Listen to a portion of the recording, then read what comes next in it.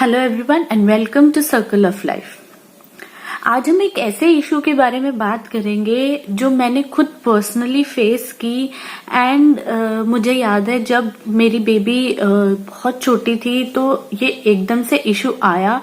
पहले मुझे लगा कि शायद नॉर्मल है। जब ये कंटिन्यू होता रहा तो मैं थोड़ी कंसर्न हो गई एंड जब मैं अपने पेडियाट्रिशियन के पास गई उसे डिस्कस करने के लिए, मुझे मेरे डॉक्टर ने बताया कि ये बहुत नॉर्मल है, ये काफी बेबीज में हो जाता है एंड उन्होंने मुझे कुछ चीजें भी बताई जो मैं कर सकती थी अपनी बेबी के लिए उस इशू को सॉल्व करने के लिए। तो वही इशू आज मैं आप लोगों के साथ डिस्कस करना चाहती हूँ क्योंकि I know as new parents हम चाहते हैं कि हमारा बेबी बिल्कुल सेफ रहे एंड हम बहुत कंफ्यूज्ड होते हैं कि क्या हो रहा है। कोई कोई भी ऐसी अनयूजुअल सी चीज अगर हम अपने बेबी में देखते हैं तो एकदम से घबरा जाते हैं। तो क्योंकि मैं इस स्टेज से गुजर चुकी हूँ तो मैं आपके साथ ये सब डिस्कस करना चाहती हूँ। तो ये इशू है स्नॉटिंग का। कई छोटे बेबीज में ये इशू हो जाता है कि बच्चे या तो जब जागते हैं तब और सोते टाइम कई बार स्नॉट करते हैं। जिस तरह से हम स्नोर करते हैं वैसे ही नॉर्मली वो आवाजें निकालते हैं अपने नोज के थ्रू। तो आइए इस इशू के बारे में बात करते हैं। जो बेबीज होते हैं उनके छोटे छोटे लंग्स एंड नोज ने अभी इन एयर को इनहेल करना शुरू किया है।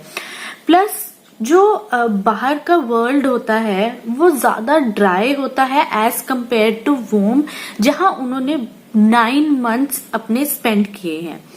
तो जो स्नॉट या ग्रंटिंग की आवाज होती है ये क्यों आती है? क्योंकि बेबीज ब्रीथ करते हैं अपने नोज से, जो हेल्प करता है उनको सेम टाइम पर ब्रीथ करने में एंड सेम टाइम पर फीड लेने में भी। तो बेबीज खुद से अपना नोज ब्लो नहीं कर सकते, इसलिए जो म्यूकस है वो वहीं रह जाता है एंड जब वो ब्रीथ करते हैं तो कुछ नॉइजेस प्रोड्यूस होती हैं।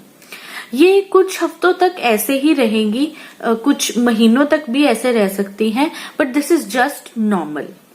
कुछ स्टेप्स जो मैंने अडॉप्ट किए थे, जो मेरे पेडियाट्रिशियन ने मुझे सजेस्ट किए थे अपने बेबी पर अप्लाई करने के लिए to help cure this problem, वो मैं आपके साथ डिस्कस करती हूँ।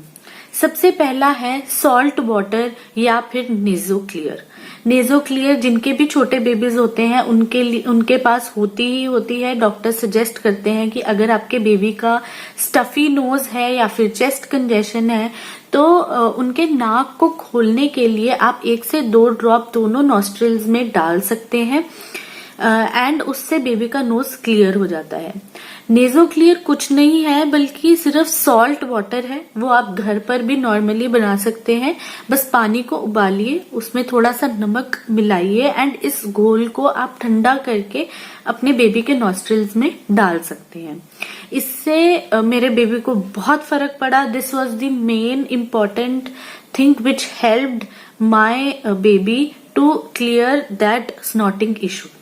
Next is steam. आप बेबी को रेगुलर इंटरवल्स पर हफ्ते में 2-3 बार स्टीम दे सकते हैं, जिससे कि जो म्यूकस है वो उसके नोज में स्टफ ना हो एंड ऐसी कोई आवाज ना आए।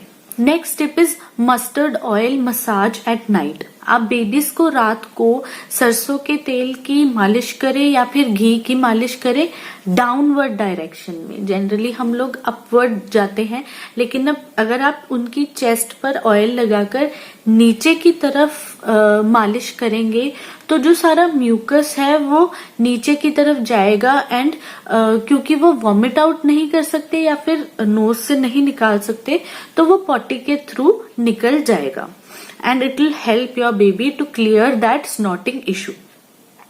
So I hope ये वीडियो आपके लिए बहुत हेल्पफुल रहेगा। ये एक ऐसा इशू है जिसके लिए मैं बहुत कंसर्न्ड हो गई थी कि ऐसी आवाज क्यों आ रही है एंड जनरली हमें कोई इसके बारे में बताता नहीं है। इसीलिए मैं इस टॉपिक को आपके लिए लेकर आना चाहती थी। आई होप आपके लिए हेल्पफुल रहा होगा।